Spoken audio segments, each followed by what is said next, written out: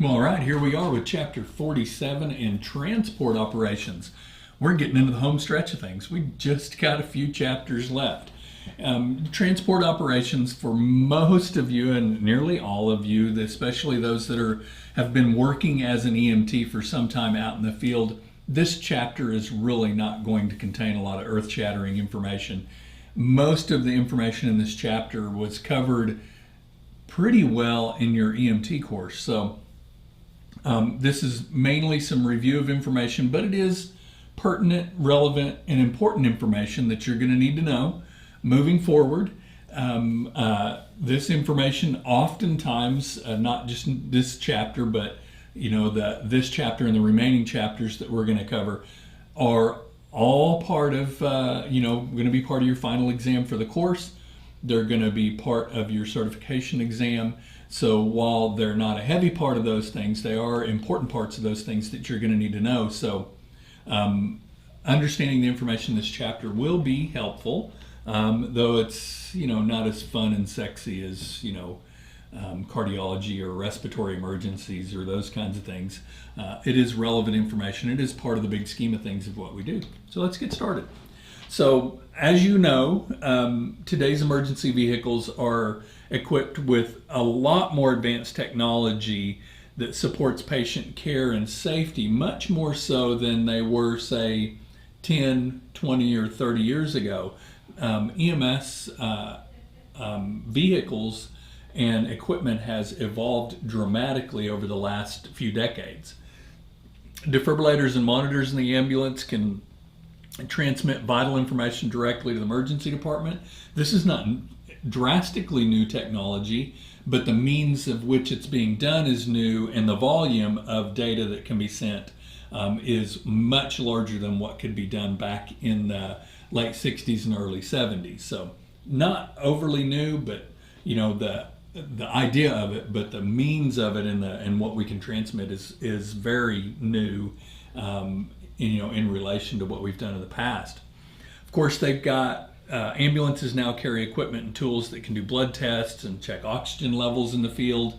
I know that seems kind of like, of course we can do that. Well, back in the late 80s, that was a relatively new thing that we were doing. Pulse oximetry and those kinds of things in the field was very new.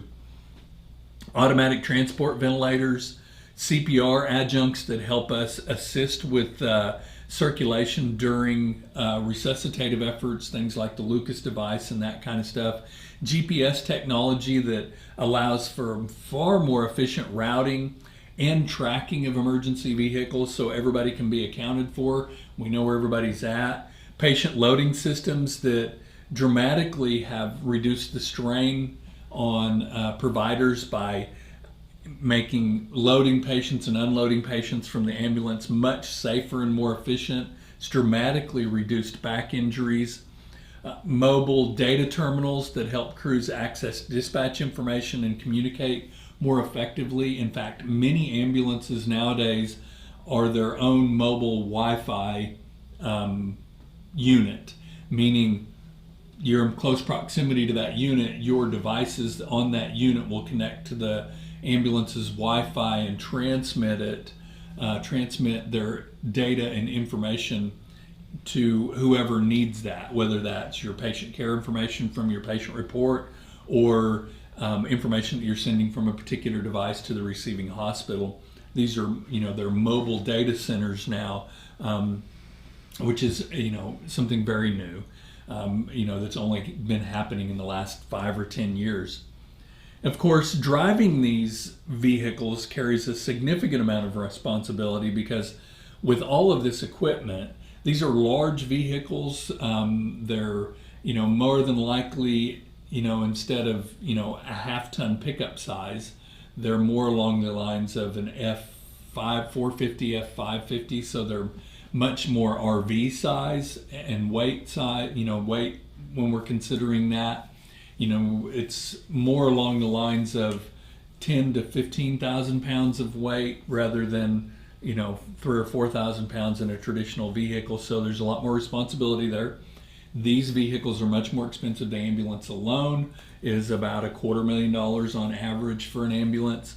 maybe a little more than that nowadays. And then by the time you fill it with equipment, you're talking about upwards of $500,000 to $750,000, maybe even more, depending on the more specialized the unit, the value of that thing going down the road. So it's a lot of responsibility for who's driving that.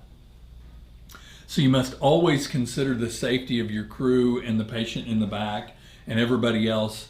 If you're the driver, you're also responsible for the safety of the other drivers and pedestrians on the roadway.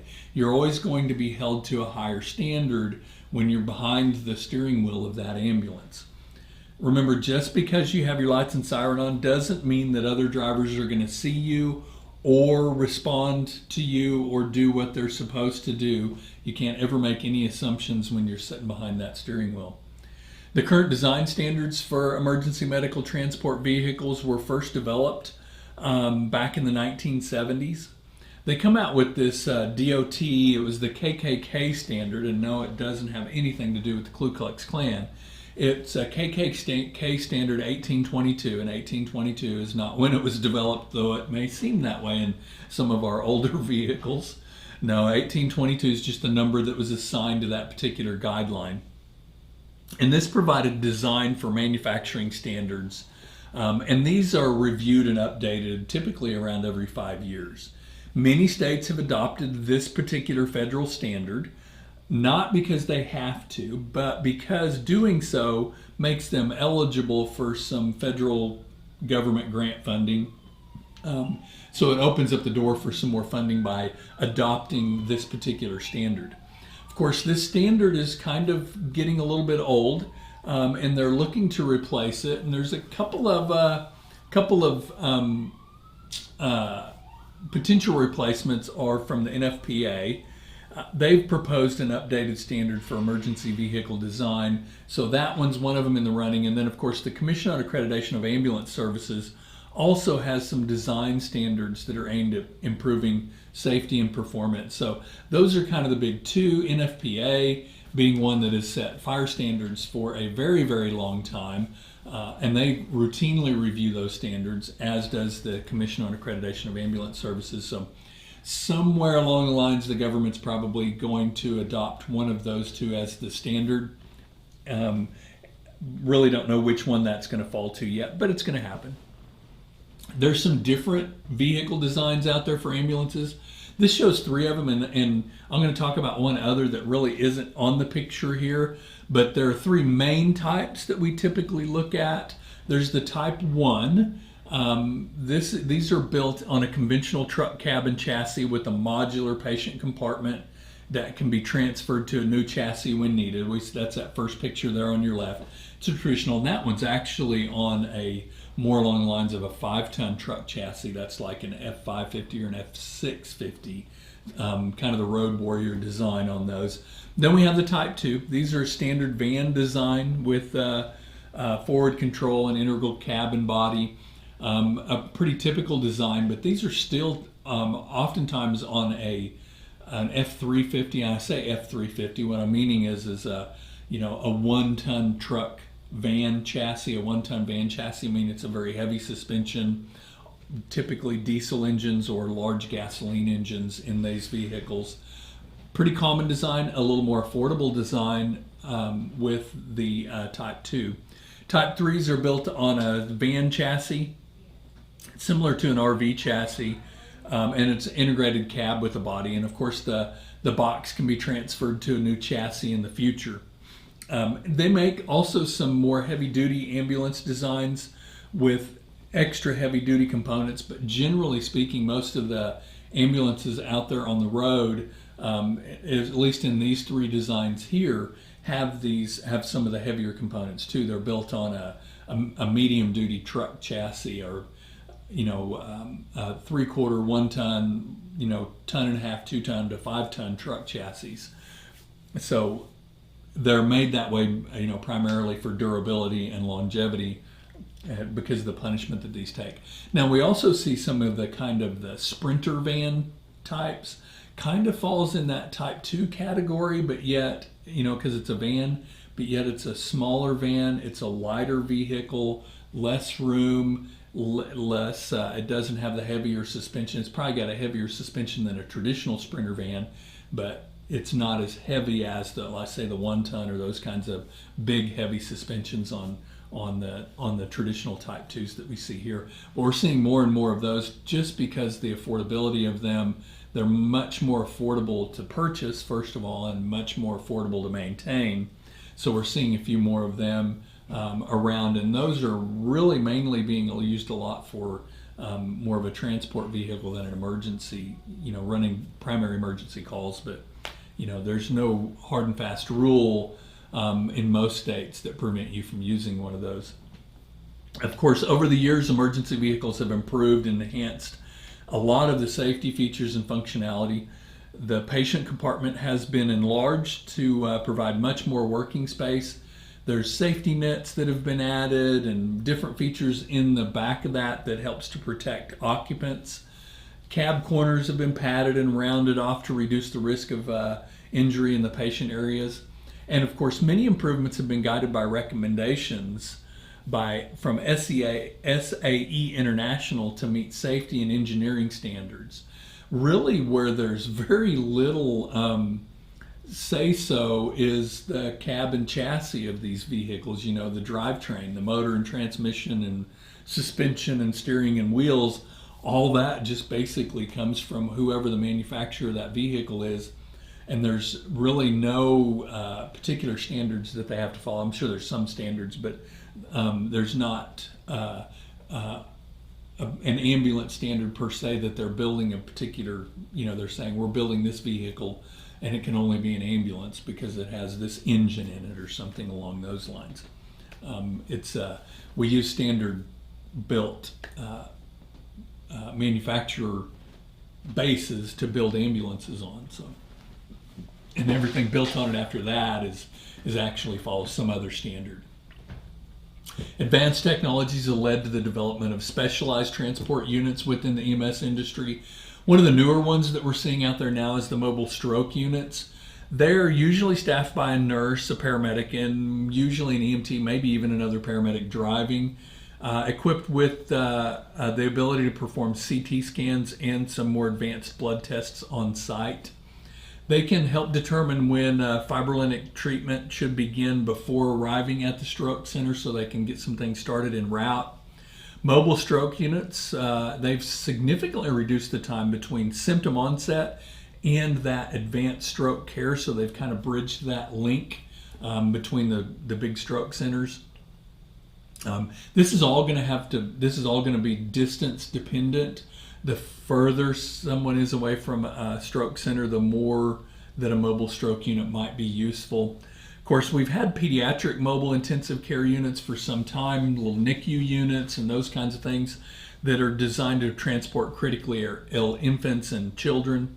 They're typically staffed by teams that are trained in pediatric and neonatal or newborn life care.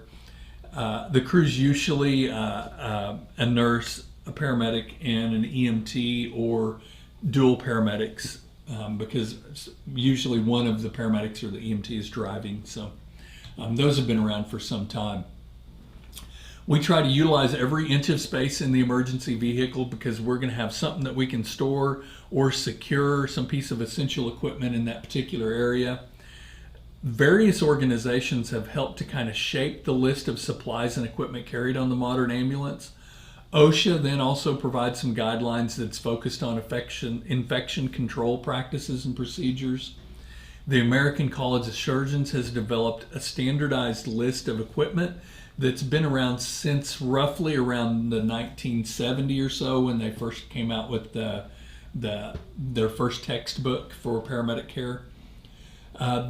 This equipment list is regularly updated to reflect the advances in medical technology and EMS practices, but realize, there's new things coming out all the time, and this list may be outdated almost as quickly as it comes out.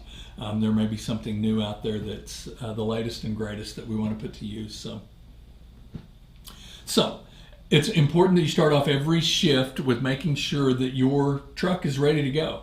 So start off the day, and of course, before every call, you need to make sure that the vehicle is ready to respond and it has all the equipment and supplies that's needed in order to do that. The supplies and equipment should be cleaned and replaced after each time that we use them, after each call. We need to have a set time, or we need to make sure that there is each company has a set way or a set time that they double check expiration dates, so that we don't wind up with medications on a truck that are expired. Many of the places that I worked, it was the first day of the month. If you were on shift on the first day of the month, you checked all of the expiration dates on the truck and swapped it out with non-expired. Diagnostic equipment must be tested regularly, and it also must be routinely calibrated. Usually there's a cycle of either 1 year, 2 year, 5 years that a particular piece of equipment is going to need to be professionally calibrated by some technicians that's going to come in and do that for you. The vehicle inspection should include checking the fuel, oil, transmission levels, engine cooling system, and other vital fluid levels. We should also check the batteries, maybe even the fluid levels in the batteries, depending on what type of battery that is. Brake fluids. Take a look at the belts on the engine and make sure that they're intact.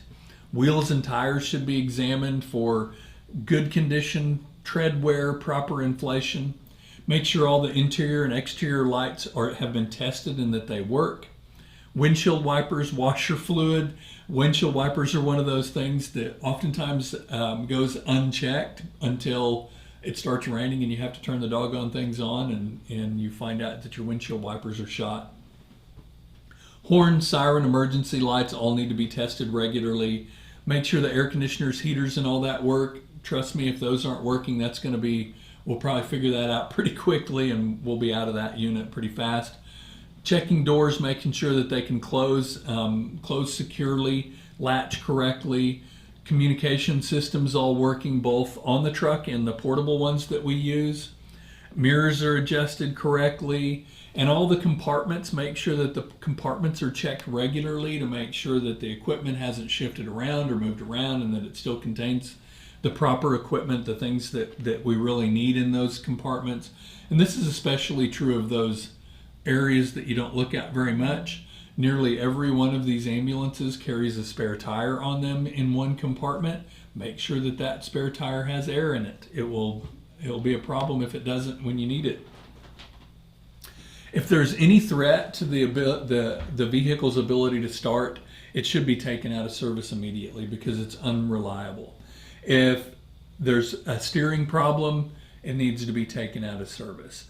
Anything that's going to affect the vehicle's ability to stop or its ability to stay running, that unit needs to be taken out of service.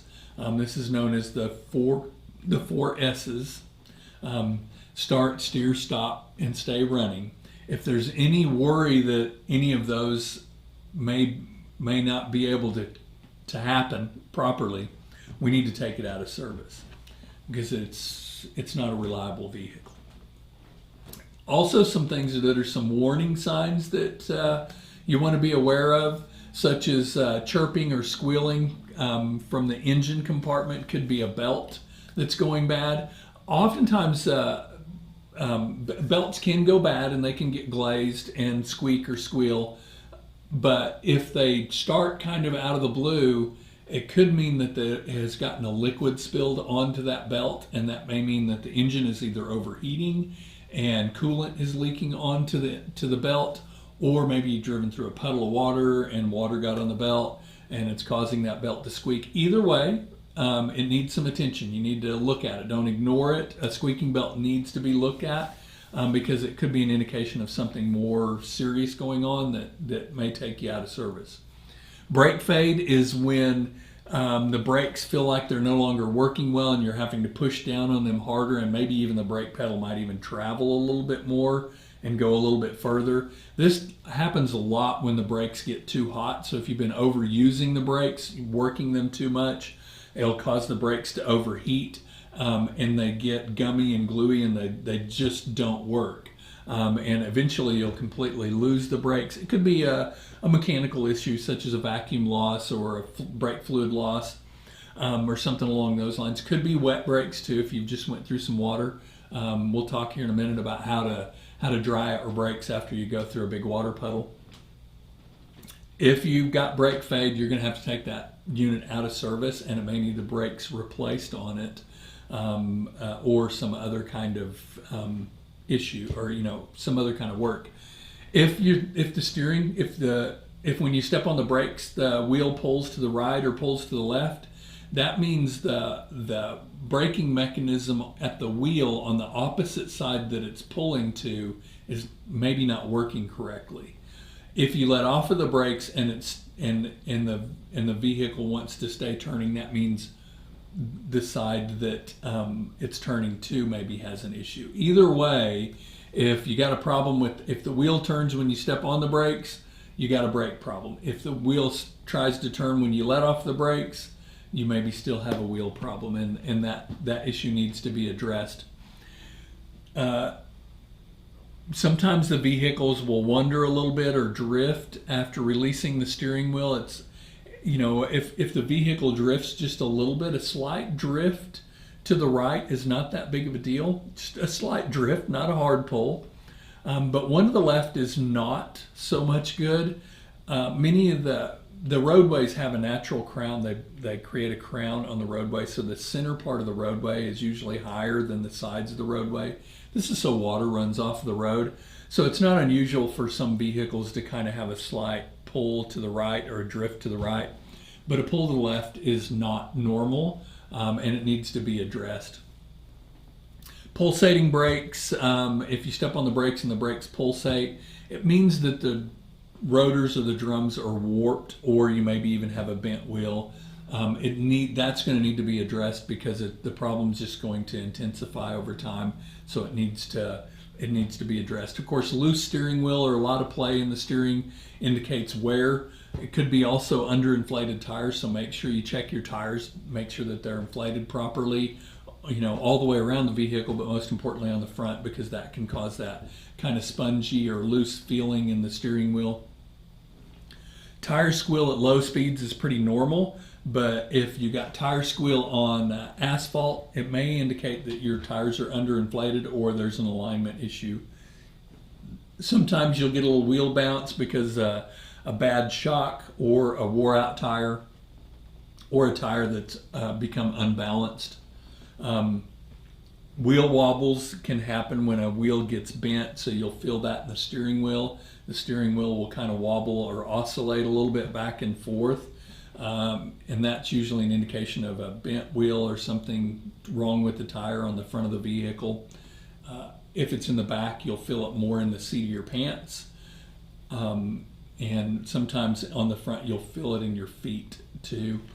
Front of the vehicle, if there's something wrong with the tire or wheel in the front of the vehicle, you feel it in your feet. If there's something wrong with the tire wheel at the back of the vehicle, usually you feel it in the seat of your pants. Emergency vehicle staffing, of course, has faced a lot of controversy. It's like, how do we staff our units? Who do we put on there? Putting people on a truck is expensive because, fuel and regular operational costs, most expensive thing that we put on the truck is you, the medic. It's what costs the most, believe it or not. High performance EMS systems are typically going to focus on maximizing productivity while minimizing response times. And they usually aim to get those response times where there's about 90% of the calls that are reached within a set standard of time based on the CAAS recommendations. So there's a set of recommendations that they typically follow for response times. And then they measure the productivity on a unit by unit utilization basis by tracking patient transports per hour of each vehicle. This kind of gives an idea of the cost per unit, and that includes all those expensive, the active hours, paramedic salaries, equipment, operation expenses, and all that kind of stuff, is how they can determine what it costs them to have an ambulance out on the streets or to have another truck ready for calls. Taxpayer subsidies can kind of help lower these fees, so sometimes there's city subsidies, but many ambulance services across the country rely heavily on reimbursement from insurance, whether that's Medicare, Medicaid, which Medicaid doesn't pay much, or private insurance. So the taxpayer subsidies that help to support these, whether that's an sales tax or in a property tax or something along those lines, is what helps offset a lot of those costs. And then some services may offer some subscription fees or that kind of thing that will give you free care. If they transport you, you pay $100 a year and you get a free ambulance transportation or something along those lines. And that's one of the ways that they'll raise money to kind of cover those costs. In the U.S., most first response EMS are provided by fire departments with cross-trained personnel. So believe it or not, most EMS services are in fire departments in the U.S. This kind of always waffles back and forth a little bit. They'll go private and then they're back in fire service and then back. It's kind of back and forth. It's all about funding. It's all about where the money comes from. In the fire service is a good model for EMS in many places. In other places, it's not such a great model and it doesn't work well. So it's different. We see them, several years ago, all of the hospitals in Oklahoma were getting rid of their ambulance services. They no longer wanted hospital-based ambulance services, and then all of a sudden, hospitals were actively looking to get ambulance services. So the pendulum swings kind of back and forth. So in each of your career, you're going to see this dynamic kind of changing. So it moves around. Even in Oklahoma, it has. Other EMS models, of course, are going to have public agencies outside of fire departments, like municipally owned, public-private partnerships, private for-profit agencies. We see a lot of those here in Oklahoma, and nonprofit corporations. Staffing levels are also going to vary widely between and within each of those systems, as well as the level of care provided by each of those systems as well. Used to be in Oklahoma, all ambulances were required to have their level of emergency care listed on the outside of the ambulance. For instance, if they were licensed as a basic life support, it had to have basic life support on the side of the ambulance. If they had advanced life support, it would have advanced life support, and if it's paramedic, it had paramedic life support. You don't see that so much anymore. If you do, it's not on there as prominently. But it used to be very prominent. You had to have that. And all ambulances had to have this hideous orange stripe around them. They were all white with an orange stripe, and it was all state regulated, and you couldn't have a red light above a blue light or a blue light above a red light or something like that. It was the guidelines were pretty stringent. Some of them still are, and realize that that's going to vary from state to state. Different states have different guidelines and rules for how their ambulances or how the ambulances are licensed. So, system status management. This is a means to try to maximize the efficiency and reduce response times of EMS calls. So what they do is they collect all of this data in order to try to understand emergency vehicle demands. So the demands, where are all the calls coming from? They look and try to locate these peak load times so that they know where all the calls are focused. Then they strategically deploy their units to minimize response times during these high demand periods. This system status management helps to organize staffing in order to meet the peak demands. This approach can actually cause a lot of strain on personnel because it actually reduces the amount of downtime between calls, and it has medics running more and more calls. It's a more efficient system for the company, but it's also much more demanding on the personnel. The goal of, now stationing is a little bit different. The goal of stationing is basically to maximize efficiency and minimize response time. So basically you create substations, or you could even place an ambulance in a, in a particular area. But there's some factors that you want to make sure that you take into consideration is the distance versus the call volume in that particular area. So you want to make sure that you can put them in a particular area to where that call volume is such and that it justifies them being there. There may be even some special facilities that help, that may increase the demands of emergency services in that particular area that might need to be taken into account. For instance, there may be a couple of nursing homes in a particular side of town, or clinics, doctor's offices, that kind of stuff. Maybe there's an urgent care or two that is responsible for quite a few calls, and you need to place a station over that direction close to that.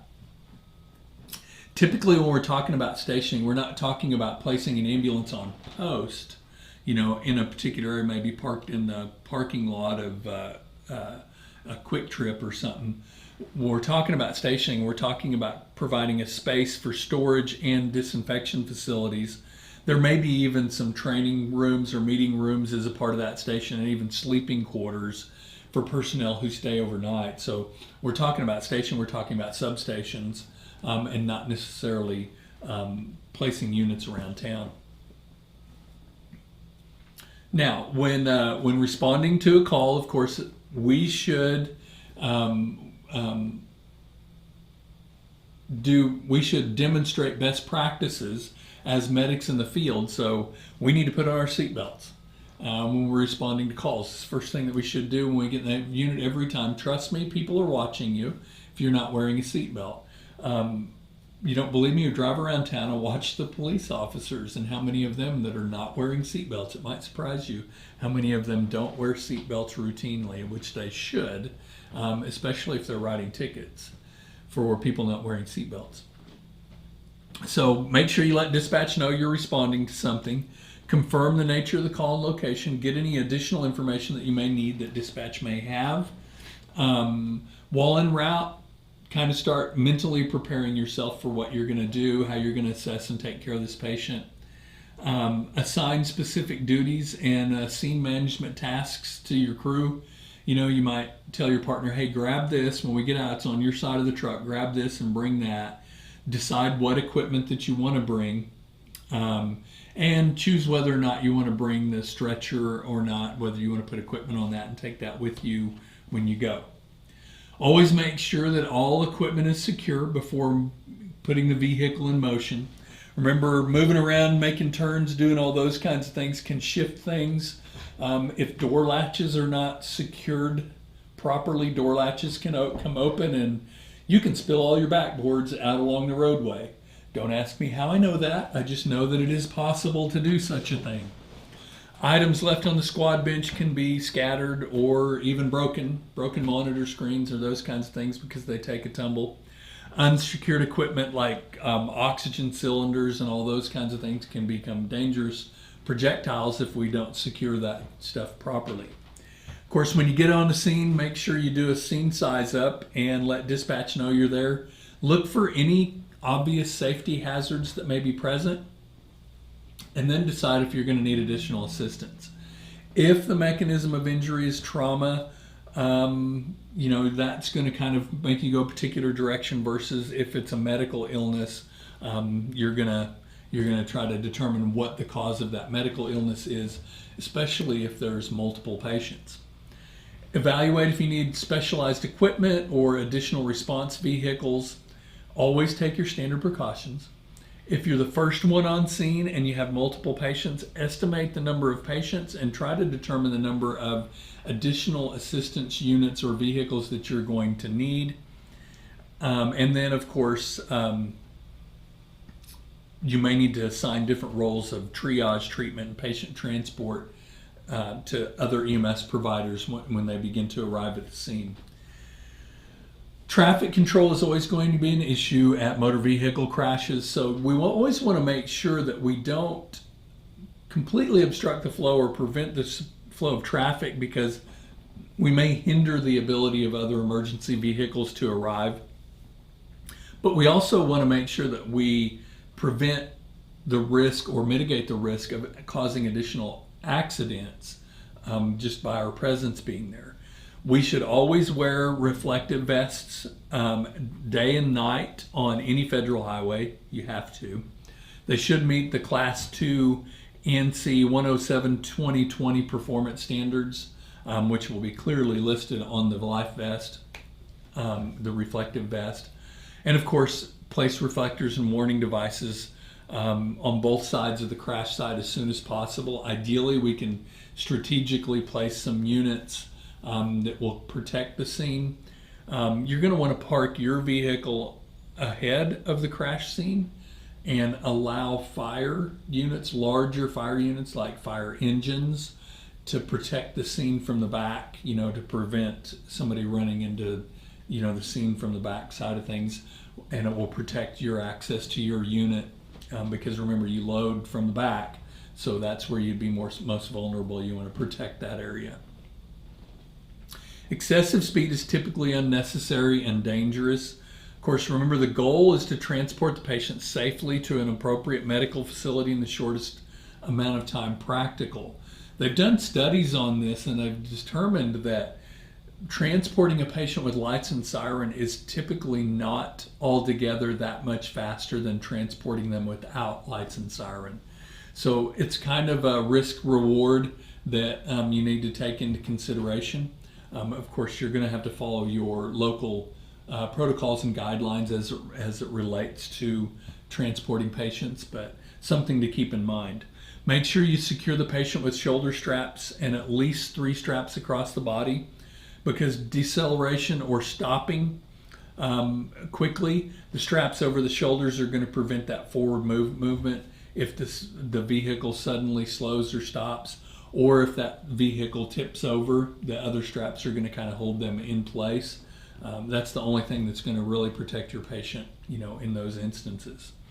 After the call, post-run activities, we want to restock, clean, and disinfect. And there's a whole laundry list of things that we can talk about of what we need to do here. And I'm probably not going to cover all of them, but make sure your truck is clean and disinfected right after the call. Everything gets wiped down, cleaned up, all that kind of stuff, caught, all that, get it all cleaned up, get everything restocked, decontaminate your vehicle if it requires you to, really high level and low level decontamination is really important.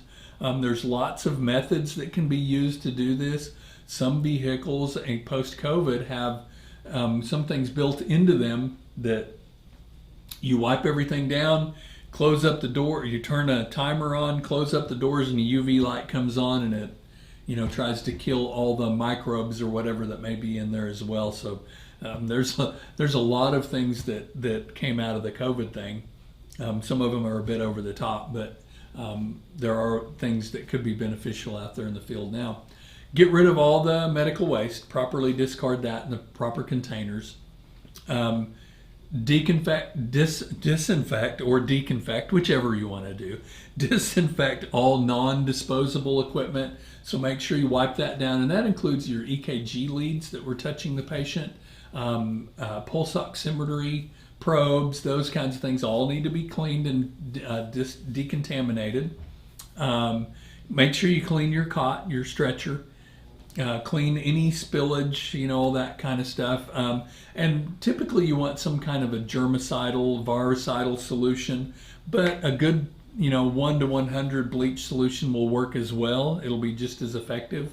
It's just, you got the bleach smell you got to deal with versus the fancy smell of the germicides or vericides that they've got out there. Make sure that you restock anything that you used. Refuel the truck when you need it. Ideally, you shouldn't have to recheck your fluid levels, but you may have to. If you're noticing leaks or spots on the ground, you need to make sure that your fluid levels are good in your truck. And there should be some kind of cleaning procedure for each piece of equipment that follows the manufacturer's recommended guidelines for cleaning that equipment.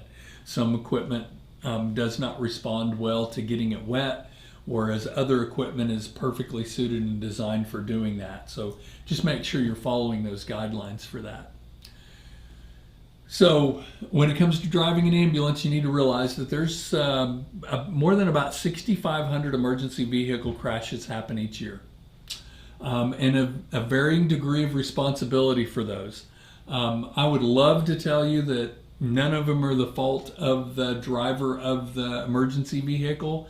However, more times than not, it is the fault of the driver of the emergency vehicle.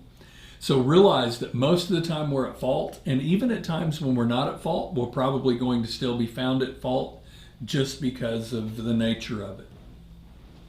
So knowing how to operate your vehicle safely is as important as knowing how to care for patients, because the most dangerous thing that most of us are ever going to do in our careers is ride in an ambulance. Equally, second only to the danger of you driving to work. So the most dangerous thing we do is driving. So we need to bear that in mind. Every EMS system has to ensure that their personnel are safe drivers before employment and provide ongoing training after hiring.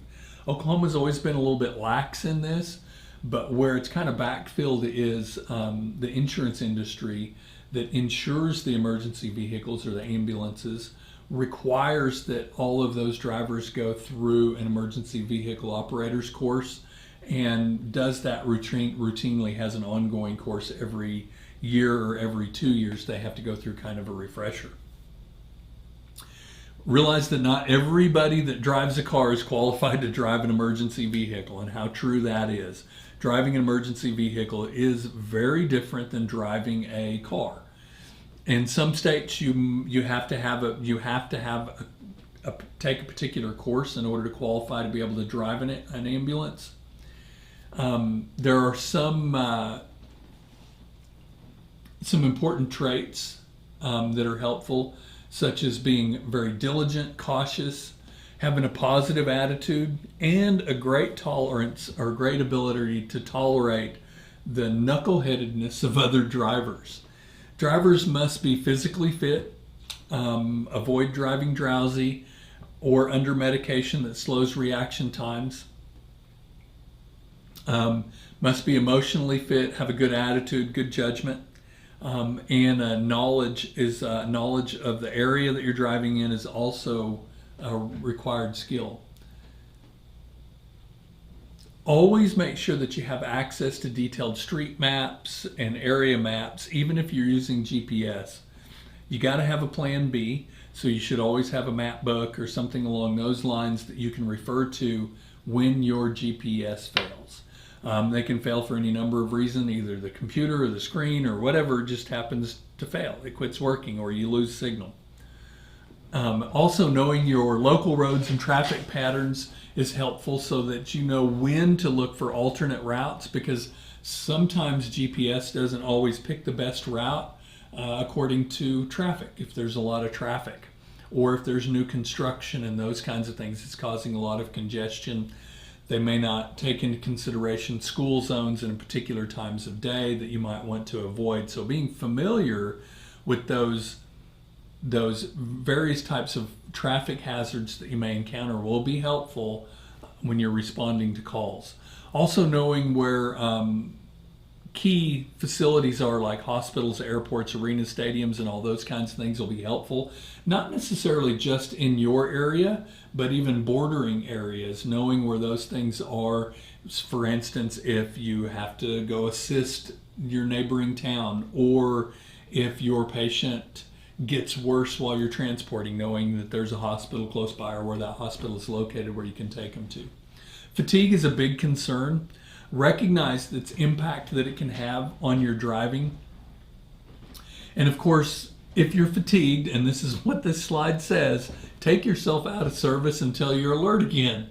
Now, that's not always possible. It doesn't always work like that, but don't be afraid to send up a red flag and just say, I can't drive anymore, especially if you're being asked to drive a long distance, on a transfer or something along those lines. Don't put yourself, your patient, and your partner in danger.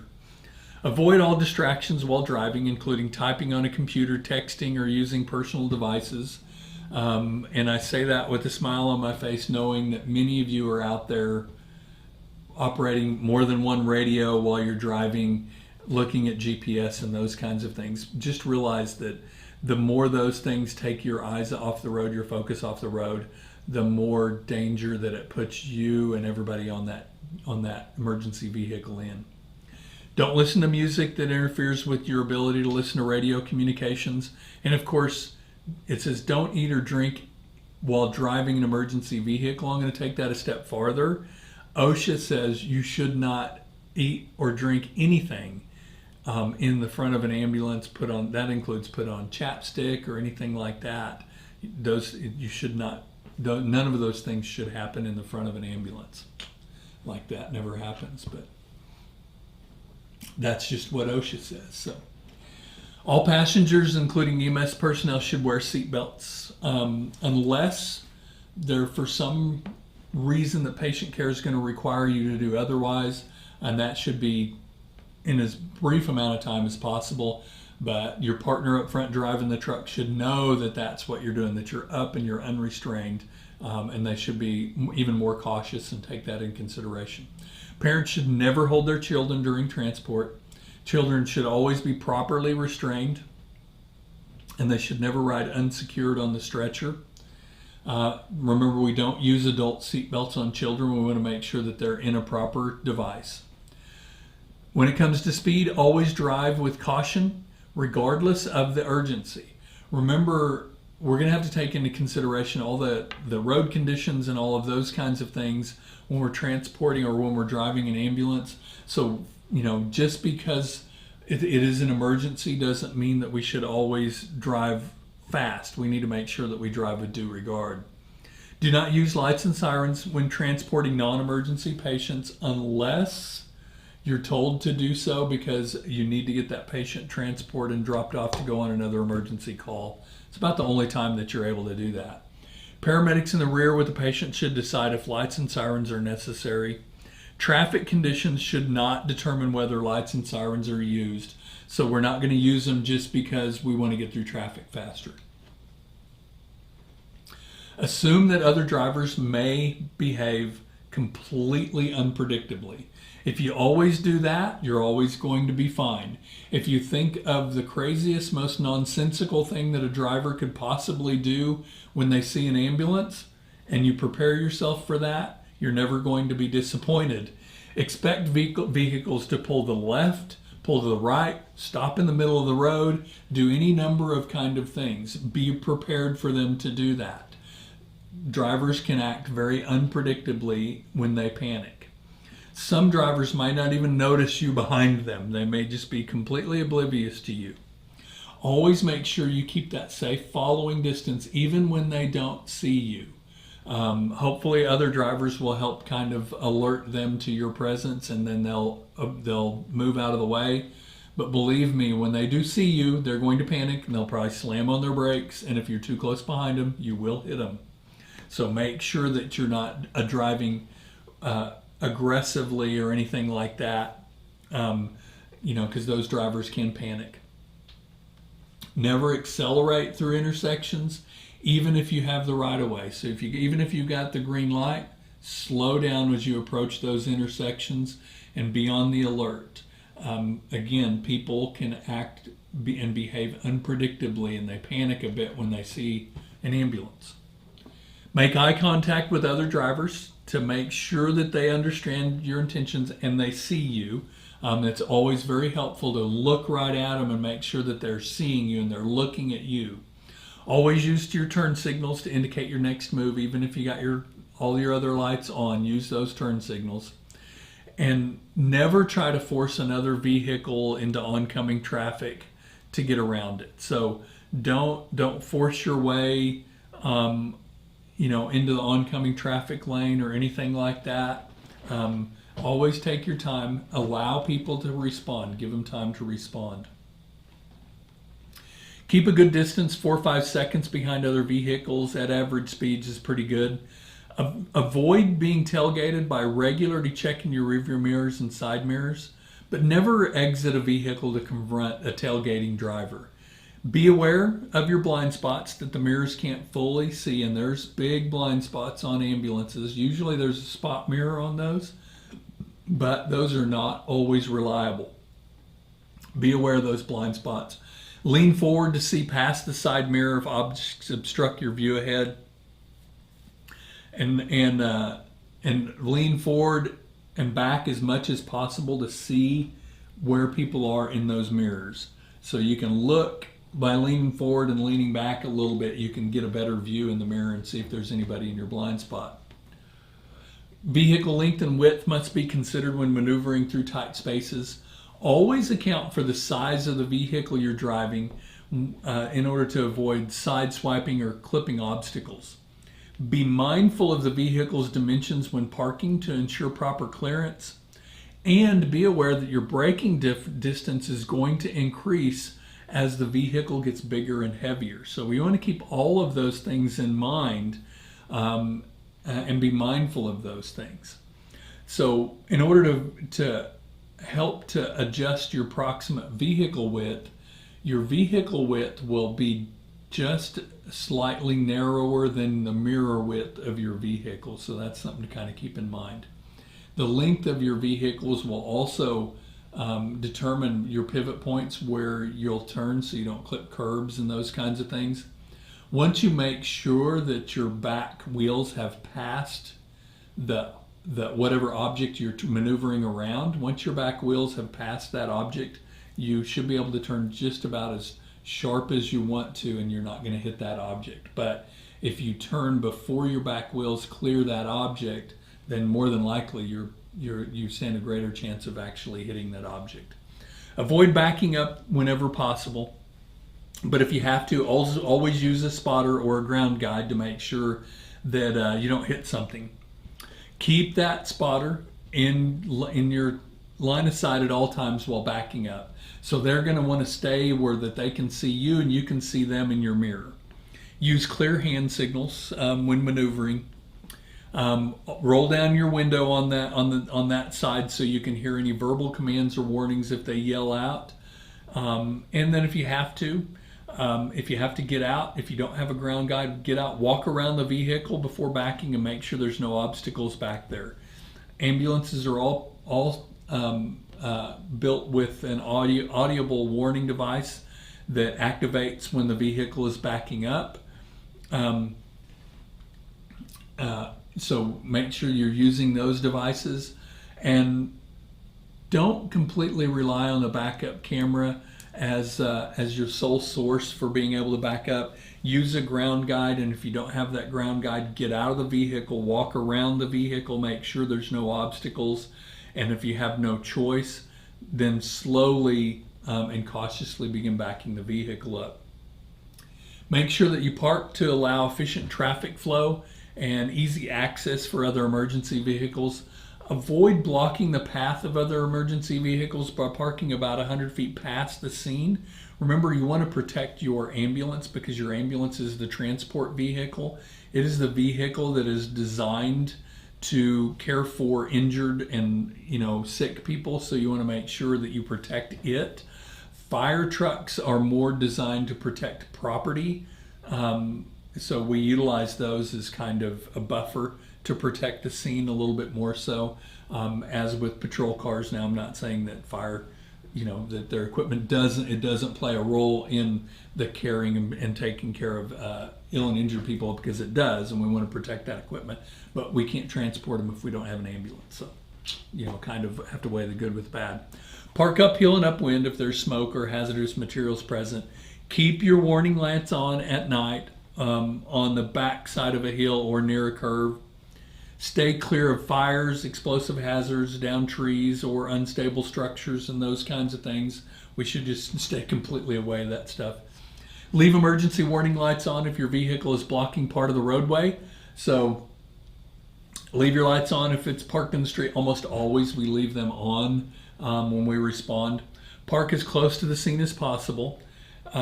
Make sure the spot that you pick gives us easy access to the scene as well as a safe departure route. Take terrain into account when choosing where to park. It's helpful sometimes though if you turn off your headlights so you're not blinding oncoming traffic at night. So it might help to turn off your headlights when you park. Always wear your high visibility protective clothing when you're at the scene. So controlling emergency vehicle control involves changing direction and speed. So sometimes driving these vehicles, we've got to maneuver them in a particular way. Both require rolling contact between tires and the road surface. So it's important to have good tires and good mechanical conditions with your vehicle. Basically, your vehicle is maintained well, because tire grip's going to vary based on road conditions, the age of the tire, the weather, and the tread wear. If you have one or two of these things that is not good, eventually it starts to act like a multiplier, and the likelihood of having dire consequences starts to increase. If you have poor road conditions and then poor rough road conditions, and then bad weather and worn out tires, the likelihood that something catastrophic can happen is going to increase. So when you're taking these things into considerations, speed is the one factor that is always under your control. You can't control the weather, you can't control the road conditions, and you can't control necessarily how great of a tire that you have on your vehicle. Obviously, you can make sure it has new tires, but sometimes even new tires are not that great. What you can control is speed. You can control the speed of the vehicle, and that's going to have a big impact on how the vehicle responds. So taking all those things into consideration, and when you're cornering a vehicle, knowing the effects of each one of those. So road positioning refers to the vehicle's position relative to the inside or outside edge of the road. When taking a corner, take turns at a speed that allows proper road positioning.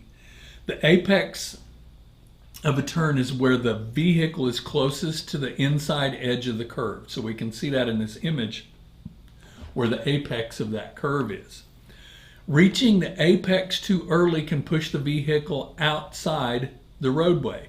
So if we turn too soon but try to stay in our lane, it's going to cause us to shift more outside of the roadway, more onto the shoulder. And speed is also going to have a major factor in this. Reaching the apex too late keeps the vehicle on the inside of the roadway, and getting there early will keep us on the outside. Getting there too late will keep the vehicle on the inside of the roadway. So if we early apex, we're going to shift ourselves out a little too far. If we do it a little bit later, it'll help us keep and maintain our lane. You understand these dynamics when you're driving an ambulance, but realize speed plays a major role in how fast we can take a curve. The faster you're going, the straighter you're going to have to make that curve in order to be able to maintain your lane. So the more you slow down, the sharper you can turn, but the more you speed up, the shallower you have to turn. So that's important to keep those things in mind. Braking requires some experience and some practice to develop a good feel for brake pressure without burning up or wearing out your brakes and causing brake fade. Type 1 and 2 vehicles are much heavier, so their brakes are going to feel a little more doggy or a little more sluggish or a little more, they're going to feel very different. They're going to feel less responsive than that of the Type 2 vehicles. Some of the even heavier vehicles, like the 5-ton vehicles, use air brakes, which feel quite a bit different than your standard brakes. So they take a bit of getting used to. Controlled braking is used to manage the vehicle's movement in a particular direction. So braking in a straight line is always the most effective method, because braking while cornering can cause skidding or spinning. So ideally, going into a turn or going into a curve, you're going to brake before you start the turn and slow that vehicle down rather than try to slow it down in the curve. Sometimes you don't have any choice. The curve winds up being sharper or more dramatic than you realize, or it's a curve with a switchback and you've got no choice but to apply the brakes. But just realize that the risk of skidding or spinning increases when you're doing that braking during cornering. Consider the vehicle weight distribution in bad weather as more stopping distance is needed. Also, these vehicles, ambulances, are considered a high profile vehicle. So once you start to shift weight laterally to the side of the vehicle, they become very top heavy. and it greatly increases the risk of rolling over. So bear that in mind, that the center of gravity for these is much higher than it is, say, in a car or a smaller vehicle. Hydroplaning, of course, happens when the tires lift off the road to water buildup. Basically, what happens is the water underneath the tires lifts the tires off of the roadway, and you no longer have contact with the surface of the roadway. Typically happens at speeds over 30 miles per hour on wet roads. Doesn't take a lot of water, and it doesn't take a lot of speed for this to happen. Fortunately, ambulances are fairly heavy. It's a little harder for it to happen, but it still can happen, and it'll happen without notice.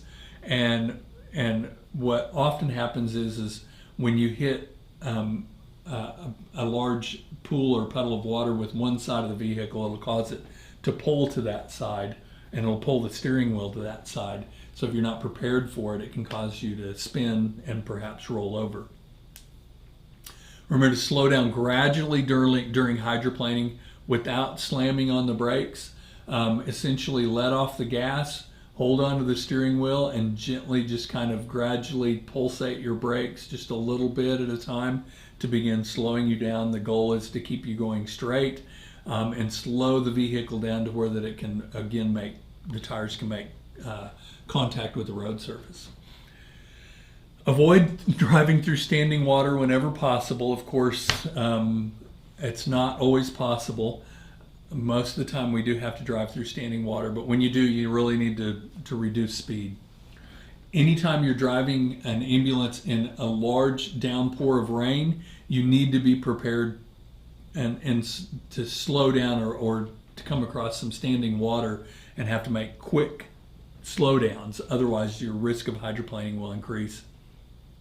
If you got to drive through the water, lightly tap on the brakes several times after you go through them to help kind of dry the water off of the brakes. For vehicles with anti-lock brakes, which is most of them these days, you're going to apply some steady but light pressure to the brakes after you go through the water to help kind of dry them out. Of course, you want to slow down. Use your headlights during fog, smog, snow, or even heavy rain. And always use headlights during the day for better visibility, not for you, but so that others can see you. Use all-weather tires. Of course, we don't typically get much of a say in that, and drive at appropriate speeds to reduce those traction issues on ice and slippery surfaces. Some services will swap out the back tires on their ambulances with studded tires in the winter months when it's allowed by law. Sometimes that helps with some traction issues. Exercise extra caution on bridges and overpasses when we're at near freezing temperatures, as those surfaces are going to freeze faster than regular roads, and by the time you realize that it's frozen, it's too late. And especially if it's a long bridge, it may be too late for you to do anything about it, and you may be just at the mercy of the forces of nature. Realize that laws and regulations are going to vary from state to state. Emergency vehicle drivers have very limited privileges, but remain very liable when it comes to crashes.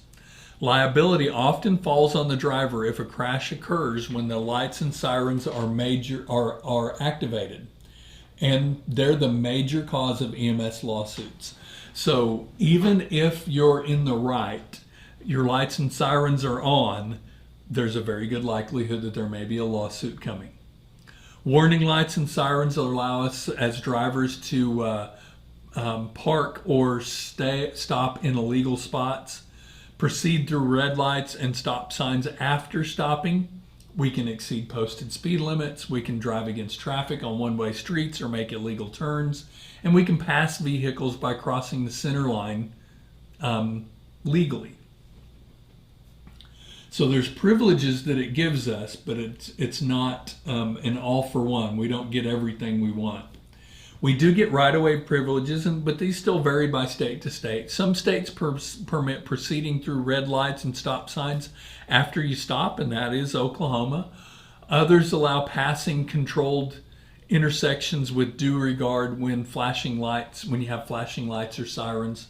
So The laws are going to vary. The use of warning lights must be used only during true emergency calls. You have to use the audible and visual warnings must be used together. We can't use just one or the other. You have to use both of them. We always have to operate with due regard for the safety of others. Remember, us arriving on the scene of that call is not more important than the safety of every person that we pass along the way. Every person's safety is more important than getting to the call until we get to that call. So we have to watch out for the safety of everyone. Never assume that lights and sirens let you bypass traffic without stopping or slowing. Just never assume that. Always know that you have to be more diligent. Following another emergency vehicle too closely is not a good idea, because drivers will often notice the first emergency vehicle with their lights and sirens on and assume that everything is over once that one passes. So if escorting a vehicle, maintain ample distance to react to sudden traffic changes. Use a different siren tone that leads the other vehicles to alert to drivers of a second vehicle. So make sure you maintain enough distance that drivers realize that you're coming and you're not just right on top of each other. Make sure when you leave the scene to tell family members not to follow too closely, and ensure that they know an alternate or slower routes to the hospital. I typically will tell them, even if you get there right behind me, you're not going to be able to go into the room with your loved one. You're going to have to wait a little bit. So take your time and get to the hospital safely. So most common accidents happen at intersections. This is where the most common accidents happen and the most serious types of accidents happen with emergency vehicles. Always look for motorists and pedestrians before entering an intersection. Drive at a much slower speed on unpaved roadways. Maintain a good grip on the steering wheel, because unpaved roadways are very unpredictable. And avoid turning on unpaved or grassy areas when the ground is wet to prevent getting stuck. And I'm telling you, these trucks are heavy. The heaviest part of these trucks is the front of the trucks, where there's only 2 tires on the front and not 4 like there are in the back of most of them. And those things will just drop right into the mud or grass or that kind of thing. So I recommend you never pull the front end of that truck off onto the grass. You might be able to get away with turning around by backing up your tires a little bit onto the grass, but not very far. But realize you may still get stuck. You can get stuck without even sinking in the grass and your tires just spin. So always try to keep your vehicle on the road surface and not on grassy areas to kind of keep you from getting stuck. Of course, watch for animals entering the roadway. It's not always an easy task or an easy thing to avoid, because you know, around here, the deer just run right out in front of you and they don't even give you a chance. Never ever pass a school bus stopped with their loading lights on. It is a law that you have to stop. So if you come up on a school bus and they've got their light out and the loading arm extended and their lights are flashing, turn off all of your emergency lighting and siren and stop and wait. Wait until it is safe for you to proceed past that school bus. Realize that you're going to create a lot of attention for the children that are getting on or off that bus. So you want to make sure that it is safe for them. You're distracting the other drivers and all that. So just shut it all down. Make sure that everybody's safe. School zones, lights and sirens may attract children to the road. And into the school zones, and those school zones posing additional hazards. Many states prohibit speeding in school zones for emergency vehicles. It's typically good practice when you approach a school zone to turn your lights and siren off, go through the school zone and turn them back on, following the speed limit through the school zone. It's the reason that school zone is there, because you need to be on the lookout for children, and not attracting them to your location is a good idea, while still maintaining and being safe and looking out for them. Doing those two things is important. Most states do not grant exemption for emergency vehicles and funeral processions. Drivers usually turn off their sirens out of respect for those funeral processions as well, but that's going to be very dependent on what the state requirements are. So air medical transport, this is the last thing that we're going to talk about, and we've got a little bit to cover on this, but air medical transport's really handy, and it can speed up the transfer time to definitive care, but it's only appropriate in certain situations. So when you're thinking about air medical transport, you want to consider if the patient's condition justifies the risk and whether or not air transport will actually save any amount of time. Now, there's a couple of different kinds of aircraft out there that are used. Of course, we have the rotary wing aircraft, which are helicopters. These are the standard transport that we use for critically ill and injured patients from the scene, because they can get in and out of areas, small areas relatively easily. They don't require a runway or anything like that. Fixed wing, on the other hand, are typically only used for long distance transports. So when someone needs to be transported from one state to another or across the state or something along those lines. That's not to say that they wouldn't be used in a pre-hospital setting, but not somewhere like Oklahoma. It may be somewhere that has more travel distance between, say their trauma center or something like that, to where that they would need to transport them by aircraft, fixed wing aircraft, to get them there, flying several hundred miles across the state. So the advantages of using air transport is it helps the patient receive that definitive treatment within that golden hour, and this is especially important for our trauma patients.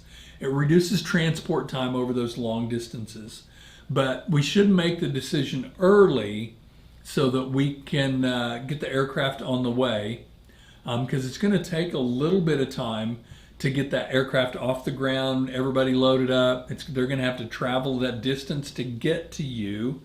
We're also going to have to take considerations of how we're going to land them at the scene, and then transferring and packaging that patient up for the transport in that air ambulance. What can be helpful, though, is it can actually reduce some of the spinal injury risks if we're having to transport somebody over rough terrain, if we're out in the middle of no man's land. Of course, cardiac arrest, or those peri-arrest patients, the near cardiac arrest patients, should be transported by ground, because there's just not enough room in an aircraft to run a cardiac arrest effectively. They can run them, but they're not effective, and it is detrimental to the survival of the patient trying to run a cardiac arrest in an air ambulance. Weather and terrain may prevent us being able to use it. Of course, altitude creates some airspeed limitations. Cabin size of cost is an issue as well, and there's a limited amount of space in there. Of course, then there's always a much higher risk of crash, when we're using rotary wing device, rotary wing aircraft.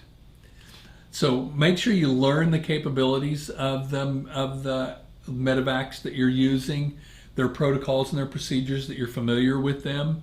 Ground transport, of course, we want to call them when ground transport is going to be too slow based on the patient's condition, or if there's limited availability of ground transport and the patients need advanced care. There could be multiple patients that risk overwhelming a particular hospital if we take them all by ground transport to that one facility. So it may be prudent to put them on a medevac and send them to a more remote facility, or more facility farther away. So who gets the medevac? So these are going to be patients with time-sensitive injuries or illnesses, patients with serious conditions like diving accidents, submersions, skiing or wilderness injuries, trauma patients needing specialized care, limb replantation, burn centers, hyperbarics, venomous bite centers, those kinds of things. Who can call them? Who to call? Typically, we have dispatch will notify them and let them know the chief complaint. And they almost always, if it's a helicopter, want to know the patient's weight on dispatch as well, because of the weight limits of those helicopters. Ground crew may communicate with the flight crew directly over radio once they get within range. Some issues that we need to consider before requesting medevac. Weather can severely limit the availability of medevac, and they are not at all available in severe weather or heavy rainstorms. Environment and terrain can be problematic as well. Altitude at higher elevations, the air is thinner, making breathable air more difficult. And most services are limited to about a 10,000 foot above sea level ceiling. Airspeed limitations, they typically fly between 120 to 150 miles an hour. And of course, cabin size is going to limit the number of patients that they can transport at one time. A military helicopter may be available in some areas for transporting critically ill or injured patients, and realize their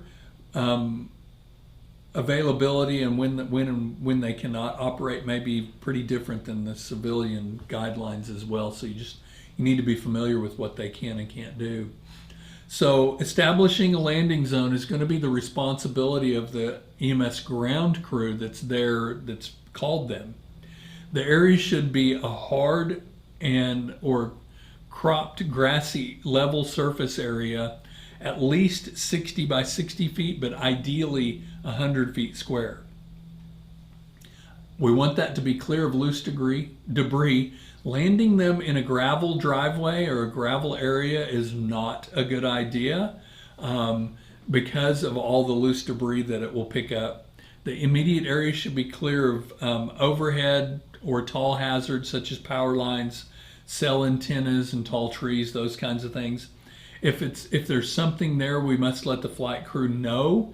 If there is some kind of a hazard there, we need to figure out a way to communicate that with them so they know where it's at.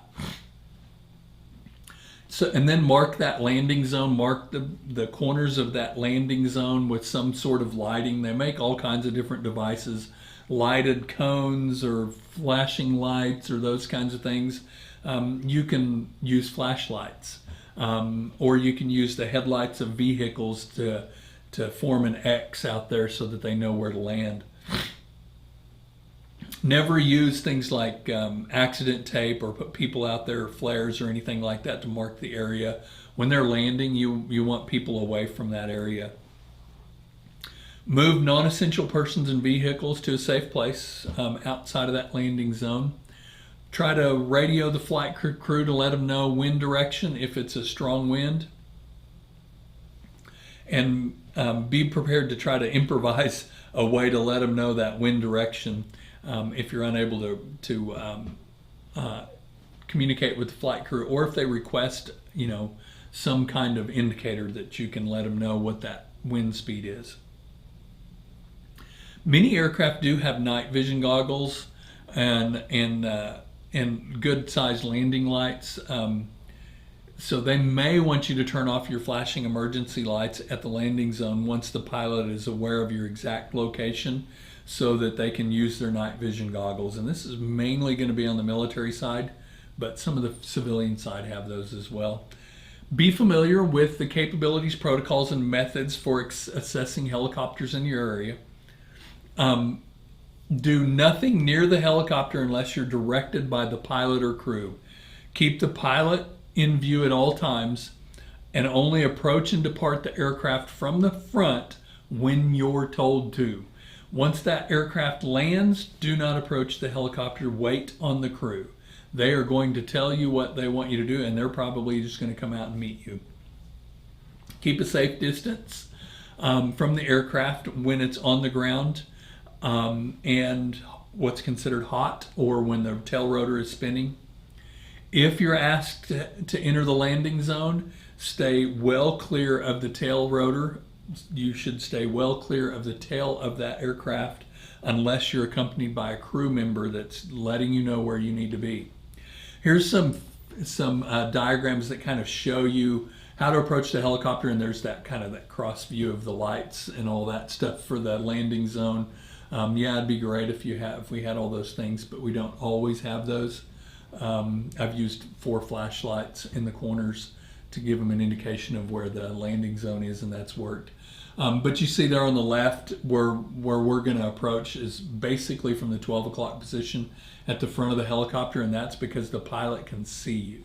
And you're not going to approach that helicopter unless they tell you to approach. We will always stay away from the tail rotor of that. The 9 o'clock and 3 o'clock areas is typically where we load. There are some older aircraft or some smaller aircraft that do load from the back. And with those, you're always going to load with a crew member present, and they're probably always going to stand behind you closest to that tail rotor so they can keep you from getting into that danger zone of making contact with that tail rotor. Never approach from the rear or try to duck under the body or the tail boom of the helicopter. Always approach between the 10 and 2 positions, or ideally the 12 o'clock. Want to walk in a bit of a crouch position when you're approaching the aircraft, because while we typically think those rotors are going to spin, directly horizontal with the ground, the fact is that under certain wind conditions, that rotor, the top rotor, can tilt while it's spinning, so it can dip down in areas. If the wind's catching it or something like that, it can move a little bit. So make sure that you're crouching down just a little bit and never carry anything above your head while you're approaching the aircraft, so that it doesn't make contact with that main rotor. When you are operating at the landing zone, pay attention to the flight crew. Anytime you're near that helicopter, the flight crew is in charge. Pay close attention to what they're telling you to do. So become familiar with the hand signals that they use, and do not approach unless you're instructed by the flight crew. The flight crew is going to tell you when to approach. Here's just some examples of some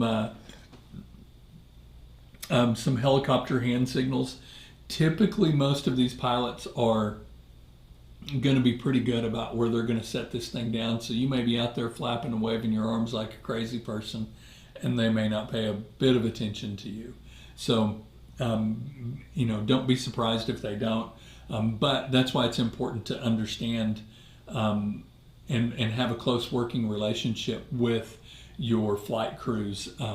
That way you know what they need from you, and you're not out there, waving your arms like you're trying to fly yourself all for nothing because they're not paying attention to you doing that. So when you're in that landing zone, make sure all of your equipment and the patient is properly secured. You don't want anything flying up in the air and getting caught in the rotor or hitting the rotor. Always approach from the front unless you're instructed otherwise. No smoking, open flames, flares, and all that stuff are prohibited within 50 feet of the aircraft. So hopefully that's not an issue, that you guys aren't, having your celebration stogie on your way to the helicopter. Yeah, we got it, we made it. No. So make sure we're not doing those kinds of things.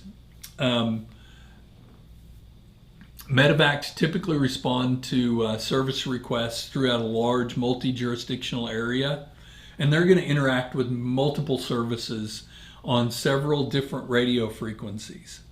So to prevent miscommunication, you should include a ground contact radio channel if that's not already pre-established, and a call sign of the unit which the medevac should be making contact with. Usually your dispatch is going to let them know what crew to contact when they get there, what unit number and that kind of thing, and they'll be reaching out to you. So when landing, the aircraft crew needs to know any LZ safety concerns that you may have. So if you're like, hey, look, the only open area that we had was this gravel covered parking lot. So there's a lot of loose debris that you're going to be landing on, and the surface is a little bit uneven with a few potholes and whatnot. Let them know those kinds of things that you're concerned about that have to do with the landing zone. Night landings are the trickiest, but we always want to make sure that you don't shine any spotlights or flashlights or anything at the aircraft in an attempt to help the pilot, because what you do is you blind them. They can't see. So don't shine anything at the pilot. If there's an object that you want them to see, shine your light at a particular object, like, you know, there's a fence line, and you shine your light along the fence line so that they know there's something there that you're shining your light at, and they'll know to avoid that. So just make sure that you're directing your lights towards the ground, because a light shining up in the air, they're not going to see what you're pointing at unless your light is shining on the object. So just keep those things in mind. Try to think of it from what they're seeing from the air is going to be different from what your intentions may be. So always, also, the other thing is you want to approach the aircraft from the downhill side, because the rotor blade's going to be closer to the ground on the uphill side. So just think about this, how much closer the rotor blade is to the ground if it's on an uneven surface. Pilots don't typically like to land on an uneven surface, but sometimes there's no way to avoid that. Also realize on an uneven surface how close a small shrub is going to be to those rotors as well. So when you approach this aircraft that we see in this picture, you're going to approach it more from the 10 o'clock than the noon or the 2 o'clock side. So you want to approach from the 10 o'clock side of the aircraft. The front, and is where you'll approach. Again, only if you're directed by the crew to do that. So